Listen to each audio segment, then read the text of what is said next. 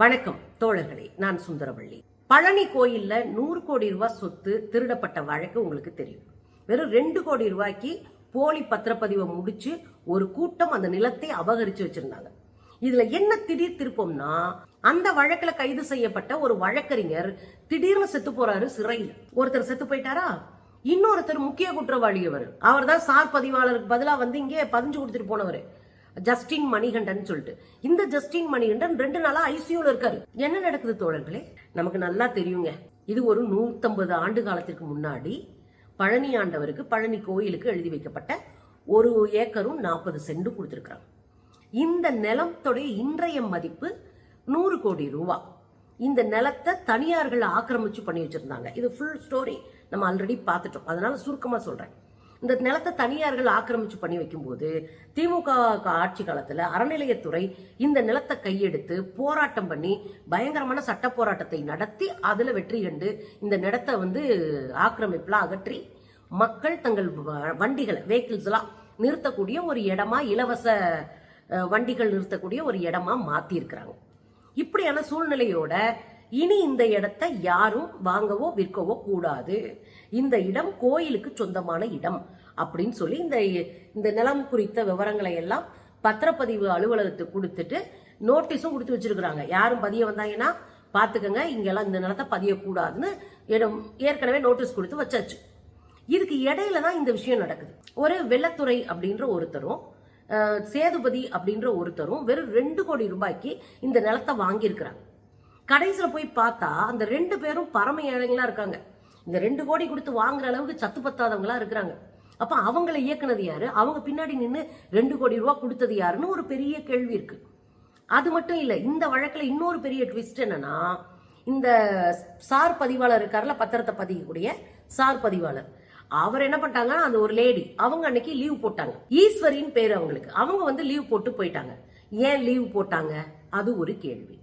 அன்னைக்கு ஒரு நாளைக்கு மட்டும் கொடைக்கானல்ல இருந்து ஜஸ்டின் மணிகண்டன் இங்க பத்திரம் பதிச்சு கொடுக்க வர்றாரு. பத்திரம் பதிஞ்சு கொடுக்க வந்து ஒரே ஒரு நாளைக்கு வந்தாரு. அவர் யாரு இந்த டியூட்டிக்கு போட்டது தெரியல. ஒரே ஒரு நாளைக்கு வெளியூர்ல இருந்து ஒரு பத்திரப்பதிவு அலுவலரை கூட்டிட்டு வந்து சார் பதிவாளரை கூட்டு வந்து உட்கார வச்சு மாத்தி பதிஞ்சாங்கன்னா அது எப்படி புரியல. இதுல இந்த அறக்கட்டளையை நிர்வகிக்கிற அறநிலையத்துறையினுடைய அதிகாரி மாரிமுத்து, அவருக்கு உயர் பதவி கிடைக்குது. தமிழ்நாடு அளவுல அறநிலையத்துறையில முக்கியமான ஆணையர் பொறுப்பு கிடைக்குது. அது எப்படி கிடைச்சிச்சு? 100 கோடி ரூபாய் சொத்துல ஊழல் நடக்குது, அதுக்கு பொறுப்பா இருந்த ஒருத்தருக்கு பதவி உயர்வு கிடைக்குது. அப்ப பெரிய தலைகள் இதுல தலையிடாம கிடைக்காது. இது இந்த ட்ரஸ்ட்டை வந்து பல 100 ஆண்டுகளா இருக்கிற ட்ரஸ்ட்டை அடுத்தடுத்து தலைமையேற்று நடத்தக்கூடிய முருகதாஸ் சுவாமிகள், அவரும் இந்த நிலத்தை வந்து காலி பண்ணி ஆட்டை போட்டு விற்கிறதுக்கு அவரும் கையெழுத்து போட்டு வச்சிருக்கிறாரு. இப்படி எல்லாம் மொத்தமா சேர்ந்து முடிச்சு விட்டாங்க. இந்த நிலத்தை 100 கோடி ரூபாய் மதிப்பு இருக்கிற இந்த நிலத்தை வேற 2 கோடிக்கு வித்துட்டு பெரிய பெரிய தலைகள்லாம் சேர்ந்து ஆட்டை போட்ட நிலம். இதை உடனடியாக நம்ம கண்டுபிடிச்சு இது பயங்கர பரபரப்பாகி இது பேசு பொருளான பிறகு தாவேக அரசு இதுல இருந்து தப்பிக்கிறதுக்கான பல முயற்சிகளை பண்றாங்க. அதுல வந்து அறநிலையத்துறை அமைச்சர் சொல்றாப்ல, இந்த மாரிமுத்து அவர்களுக்கு இயல்பாகவே கிடைக்க வேண்டிய பதவி உயர்வு தான் இப்ப கிடைச்சிருக்கு அப்படின்றாரு. அது என்னங்க, இவ்வளவு பெரிய வேலை நடக்கும்போது ஒருத்தர் பதவி உயர்வு போட்டீங்கன்னா அதுக்கப்புறம் கண் துடைப்புக்காக ஒரு 4-5 அதிகாரிகளை சஸ்பெண்ட் பண்ணி விட்டுட்டு ஒரு 2-3 பேரை பிடிச்சி கைது பண்ணி வச்சிருந்தாங்க. அதுக்கப்புறம் அந்த வழக்கு சிபிசிஐடிக்கு போன பிறகு அந்த சிசிடிவி ஃபுட்டேஜ் இருக்குல்ல, இந்த பத்திரத்தை பதிஞ்ச அன்னைக்கு 24 மணி நேரம் சிசிடிவி ஃபுட்டேஜை எடுத்துட்டாங்க. எடுத்து தனியா ஒரு டீமை போட்டு அதை ஆய்வு பண்றாங்க. அதுல சாதாரண பொதுமக்களை தவிர மற்ற எல்லாரையும் தங்களுடைய விசாரணை வளையத்துக்குள்ள கொண்டு வராங்க. கொண்டு வந்துதான் இந்த நிறைய பேர் பிடிபட்டு 11 பேர் குற்றவாளிகளாக சேர்க்கப்பட்டிருக்கிறாங்க. திருநெல்வேலியில கோயில்ல ஊழியம் பார்த்துட்டு இருக்கிற ஒருத்தர் வீட்டுல விசாரிச்சிருக்கிறாங்க. இன்னொரு புரோக்கர் ஒருத்தர், யாரு, இந்த ஜஸ்டின் மணிகண்டன் இருக்காருல, பத்திரத்தை பதிஞ்சு கொடுத்தாருல, அவருடைய நண்பராம். அவர் வந்து புரோக்கர் வேலை பார்க்கறாராம்.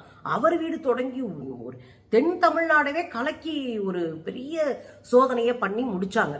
இதுல 6 பேர் மட்டும் கைது செய்யப்பட்டாங்க, மத்தவங்க எல்லாம் ஓடி ஒளிஞ்சுக்கிட்டாங்க.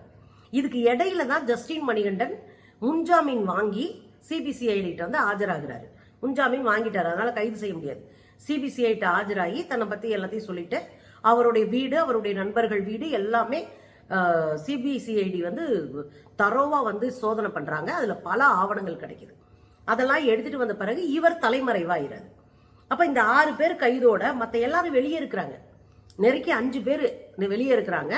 இவங்களை ஆப்பிடாத முக்கியமான தலைகள் இருப்பாங்கல்ல, யாருன்னே தெரியாம இவங்களை இயக்குற தலைகள் இருப்பாங்கல்ல, அதிகாரத்துல உட்காந்துட்டு அவங்களாம் யாருன்னே தெரியாது. இப்ப சிக்கினது பூரா சாதாரண ஆளுங்க, ஒன்னு ஊழியர்கள், அப்புறம் அங்கங்க இருக்கிற ஒரு ஆளுங்க, சாதாரண ஆளுங்க சிக்கிருக்கு. அதுலயும் 6 பேர் கைது, இன்னும் 5 பேர் வெளியே இருக்கிறாங்க. இந்த சூழ்நிலையில தான் நேத்து ஜஸ்டின் மணிகண்டன் முந்தா நாள் கைதாயிருக்கும், 2-3 நாளைக்கு முன்னாடி கைதாயிருக்கிறாரு. சரின்னு ஆயிப்போச்சு. இப்போ நேற்று ஒரு வழக்கறிஞர் அரெஸ்ட் பண்ணப்பட்டிருந்தாங்க. அந்த 6 பேர்ல ஒரு வழக்கறிஞர் ஒருத்தர், அவரு பத்திரத்தை பதிஞ்சு கொடுக்கிறவரு, அந்த கேஸ நடத்துறவரு, இந்த சிவில் கேஸ் எல்லாம் நடத்தக்கூடியவர், பத்திரம், அப்புறம் தனிப்பட்ட அறக்கட்டளைகளுக்கான வழக்குகள், இதெல்லாம் 30 வருஷமா நடத்திட்டு இருக்கிற ஒருத்தர் தான் அன்வர்தீன் அப்படின்ற ஒரு வழக்கறிஞர். இவரும் இந்த 6 பேரோட கைது செய்யப்பட்டவர். திடீர்னு பாத்தீங்கன்னா நேத்து மாலை செத்துட்டாருன்னு அறிவிக்கிறாங்க. நீதிமன்ற காவல்ல இருக்கிறவர் செத்துட்டாராம். திடீர்னு வலிப்பு வந்துருச்சான், நெஞ்சு வலி வந்துருச்சான், சுகர் ஏறிடுச்சான், செத்துட்டாருன்னு அறிவிக்கிறாங்க.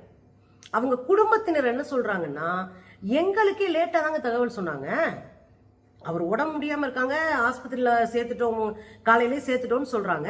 ஆனா எங்களுக்கு சாயந்தரம் தான் தகவல் சொல்றாங்க. அதுக்கு பிறகு அந்த குடும்பம், அவங்கள கீழே வேலை பார்த்தவங்க எல்லாரும் ஓடி வர்றாங்க. வந்துட்டு இன்னொன்னும் சேர்த்து சொல்றாங்க, அவர் உடம்பு முடியாம இருந்தாரு, அவருக்கு பக்கவாதம், ரத்த நெஞ்சு வலி கிஞ்சு வலிலாம் இல்ல, பக்கவாதம் இருந்துச்சு. அதை நாங்க சொல்லிதான் நாங்க கேட்டோம். ஆனா நீதிமன்றம் எங்களுக்கு ஜாமீன் கொடுக்க மாட்டேன்ட்டாங்க. அதனால இவர் சிறையில இருந்தாரு. சிறையில உடம்பு முடியாத ஒருத்தர் இருந்தாருன்னா மருத்துவ கண்காணிப்புல இருக்கணும். 2வது, எவ்வளவு நல்ல ஆரோக்கியமான உடம்போட நம்ம போனாலும் சிறைக்குள்ள போறதுக்கு முன்னாடி நம்மள முழு செக்அப் பண்ணுவாங்க. முழு செக் பண்ணிட்டு தான் உள்ளே அனுப்புவாங்க. அப்ப அது பண்ணிருக்கும் போதே இவர் டேஞ்சரான ஜோன்ல இருக்காருன்னு தெரிஞ்சிருக்கணும். தெரிஞ்சு மாத்திரை மருந்தை கொடுத்து அவர் தனியா மருத்துவ கண்காணிப்புல வச்சு அவரை பார்த்துக்கணும். அப்படி எதுவுமே பண்ணல அப்படின்னு சொல்லப்படுது. 2வது, உண்மையிலே ஹார்ட் அட்டாக் தான் செத்தாரா, வலிப்புல தான் செத்தாரா என்கிற கேள்வி நமக்கு வருது. ஏன்னா குடும்பத்துக்கு சரியான முறையில தகவல் சொல்லல, அடிச்சு புடிச்சு ஓடி போய் ஆபரேஷன் தியேட்டர்ல போட்டு அவரை மார்ச்சொலியில போட்டீங்க. இன்னொன்னு, இது குறித்த எந்த தெளிவான மருத்துவ விசாரணையும் நடக்காமலே போயிருக்கு. இதெல்லாம் தாண்டி என்னன்னா, இன்றைக்கு இந்த ஜஸ்டின் மணிகண்டன் பதிஞ்சு கொடுத்தவரு, அவரு ஹார்ட் அட்டாக் சீரியஸா ஐசியூல இருக்காராம். இதை நம்ம எப்படி புரிஞ்சுக்கணும்னு சொல்லுங்க. ஏங்க, இந்த வழக்குல முக்கிய குற்றவாளிகள் எல்லாம் ஹார்ட் அட்டாக் படுத்திருக்கிறாங்க, ஒருத்தர் செத்தே போனாரு அப்படின்னா என்ன நடக்குது பின்னாடின்ற ஒரு சந்தேகம் எல்லாருக்கும் வரும். இந்த மரணமே சந்தேக மரணமா இருக்கு. உண்மையிலே உடல்நல குன்றிதான் செத்தாங்களா? ஏன்னா 100கணக்கான பேர் செத்துருக்கிறாங்க இந்த நீதிமன்ற காவல்ல, 100கணக்கான பேர் செத்துருக்கிறாங்க. ஏன்னா அசால்ட்டா அடிச்சு காலி பண்ணிடுறது. அது சிறுபான்மை மக்கள் தெரிஞ்சா நொட்டாங்கையில டீல் பண்ணுவாங்க, ஏழை எளிய மக்கள் உழைக்கிறவங்கன்னு தெரிஞ்சா, பட்டியலின மக்கள் தெரிஞ்சா, பழங்குடிகள்னு தெரிஞ்சா நொட்டாங்கையில டீல் பண்ணுவாங்க. அது எல்லாமே நம்ம பார்த்திருக்கோம். அப்ப இவருடைய மரணத்துக்கு பின்னாடி ஒரு சந்தேகம் இருக்கு. முக்கியமான ஒரு குற்றவாளிகள்ல ஒருத்தரா இருக்காரு. இவர் வாய் திறந்தாருன்னா பல பேர் வெளியே போக வேண்டியிருக்கும். இன்னொன்னு, இவர் லாயரும் கூட, 30 ஆண்டுகளா சிவில் வழக்குல லாயரா இருக்காரு. வியாபாரம் எப்படி கோர்த்து விடணும் இவருக்கு நல்லாவே தெரியும். முடிச்சு விடுங்களான்னு முடிச்சு விட்டாங்க. இன்னைக்கு எல்லாரும் சந்தேகம், இது திட்டமிட்ட ஒரு மரணமா இருக்கு, சதியா இருக்கு, படுகொலையா இருக்கலாம் என்று சந்தேகப்பட்டு தான் எல்லா பத்திரிகைகளும் எழுதுறாங்க. இதுல இன்னொரு விஷயம், ஜஸ்டின் மணிகண்டனும் நெஞ்சு வலியோட படுத்திருக்கிறது இந்த சந்தேகத்தை இன்னும் வலுக்க வைக்குது. வியாபம் ஊழல் கேள்விப்பட்டிருக்கீங்களா? வியாபம் ஊழல். இந்த வியாபம் ஊழல், இந்த மருத்துவத்து சீட்டு வாங்கி தரேன், வேலையை ஆசிரியரா வேலை வாங்கி தரேன், இப்படி பல பேர்கிட்ட கோடிக்கணக்கில் வாங்கிட்டாங்க. கோடிக்கணக்கில் வாங்கி இந்த ஊழல் வெளியே வந்துருச்சு.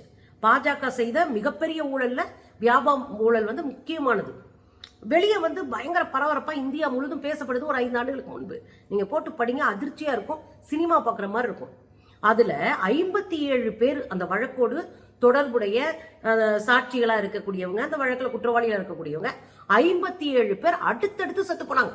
மர்மமான முறையில செத்து போனாங்க. அந்த கேஸை நீங்க படிச்சு பார்த்தீங்கன்னா உங்களுக்கு திகில் படம் பாக்குற மாதிரி இருக்கும். மர்மமான முறையில செத்து போனாங்க. அந்த கேஸே இப்ப கிடப்புல கிடக்குது, வியாபம் கேஸே கிடப்புல கிடக்குது.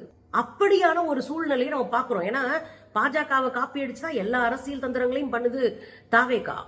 இதுல ஏதோ உள்ளடி வேலை இருக்குமோ அப்படின்ற ஒரு அச்சம், கவலை நமக்கு இருக்கு. நேர்மையாக குற்றவாளியை தண்டிக்கப்படணும், அதுல நம்ம மாற்றுக்கருத்து இல்லை. ஆனா யாரையோ காப்பாற்ற இவர்கள் பலி ஒடுக்கப்படக்கூடாது அப்படின்னு நமக்கு கவலையா இருக்கு. அதைத்தான் பத்திரிகைகளும் பேசுறாங்க.